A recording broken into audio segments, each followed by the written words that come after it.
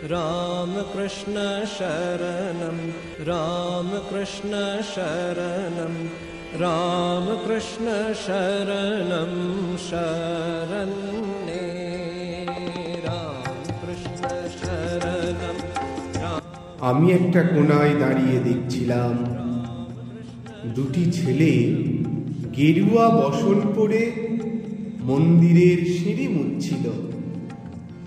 এত মন দিয়ে আমি কাউকে সিঁড়ি মুছতে দেখিনি, এত ভালোবাসা দিয়ে আমি কাউকে ধুলো তুলতে দেখিনি।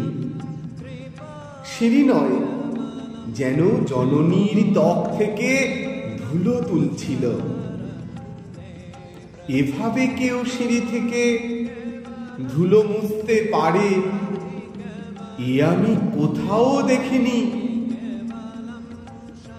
স্থিতপ্রজ্ঞ মহারাজকে জিজ্ঞাসা করলাম, এই ছেলে দুটি কে?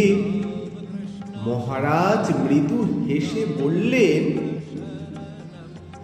একজন নিউক্লিয়ার ফিজিসিস্ট, একজন IBM এর 6 লাখ টাকার চাকরি ছেড়ে এখানে এসেছে, সিঁড়ি ধুতে এসেছে। যে সিঁড়ি দিয়ে মানুষ ওপরে ওঠে তা যেন পরিষ্কার হয়।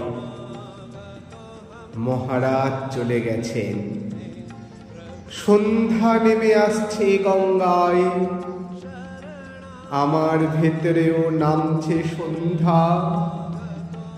সারা পৃথিবীতে এত সিঁড়ি, সিঁড়িতে সিঁড়িতে এত দাগ, এত ক্রোধ, এত অপমান।